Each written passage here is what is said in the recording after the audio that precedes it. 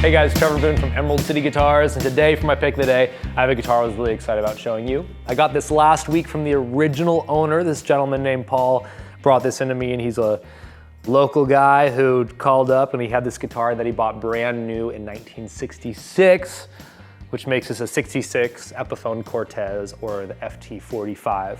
So I've always loved these, and I love Gibson's version, the kind of LGO, LG1, LG2 series, a little bit smaller, a little bit more intimate. And I love the Epiphone ones just because I thought they were kind of like the baby Epiphone Texan, like the Paul McCartney acoustic. It's kind of like the junior version of that.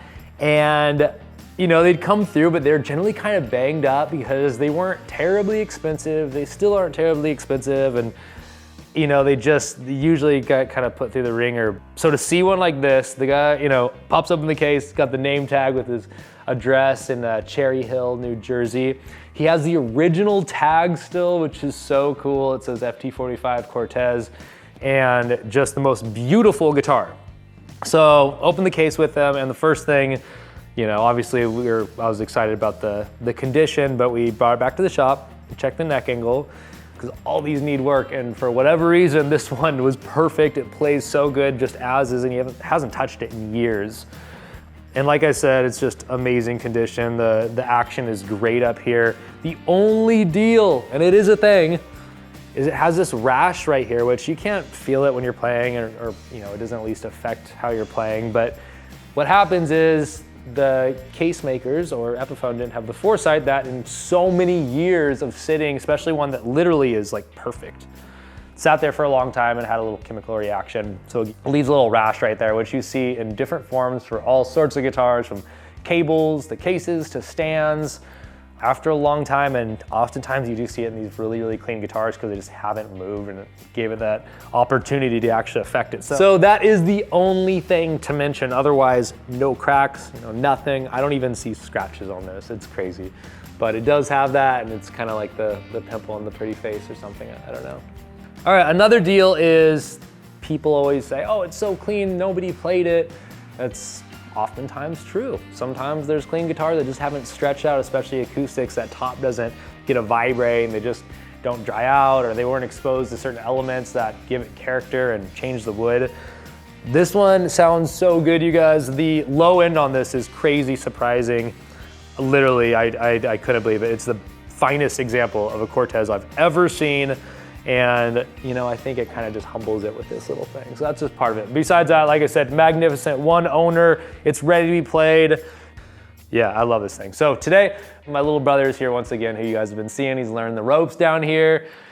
You know, it's a family affair, so I'm gonna have him play this guitar and yeah, see how it sounds.